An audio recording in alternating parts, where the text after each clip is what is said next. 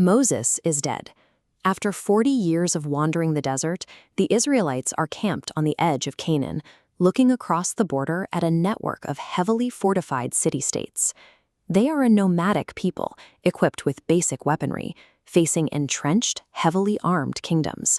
They are stepping into this fight, having just lost the only leader they have ever known. Now, with Moses gone, Joshua takes command.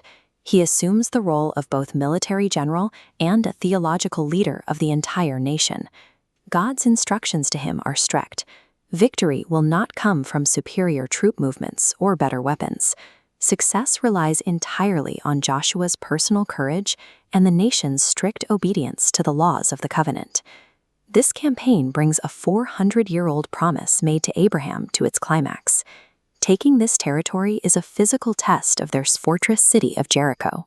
Inside the walls, they form an alliance with a Canaanite prostitute named Rahab. Rahab hides the spies because she recognizes the authority of Israel's God. When Jericho eventually falls, she and her family are spared.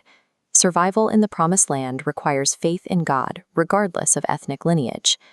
The military invasion officially begins at the edge of the River Jordan. Priests carry the Ark of the Covenant and step directly into the rushing water. The moment their feet touch the edge, the river stops completely. The water piles up in a heap, allowing the entire Israelite nation to walk across the riverbed on dry ground. Decades earlier, Moses parted the Red Sea to let the people escape Egypt. By leading them through the water here, Joshua officially secures his legitimacy as the new leader. By physically halting the river, God demonstrates that he is actively clearing the path.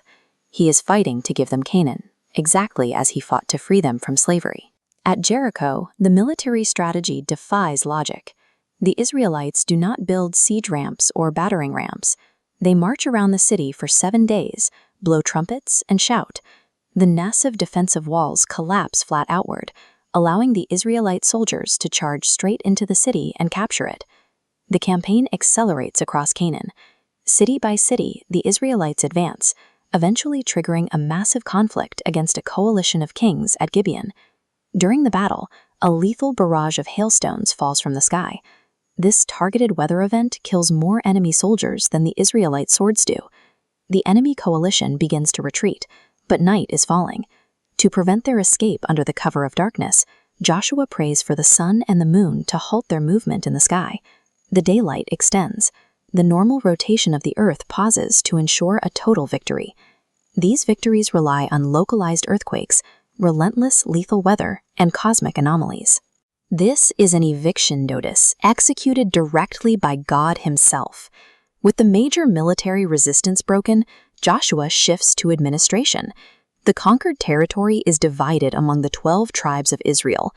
This distribution operates as a covenantal land grant. Drawing these borders is the physical receipt of the promise God made centuries ago. But the conquest is not entirely finished. Pockets of Canaanite populations remain inside these newly drawn borders, creating a lingering risk to Israel's cultural and spiritual purity.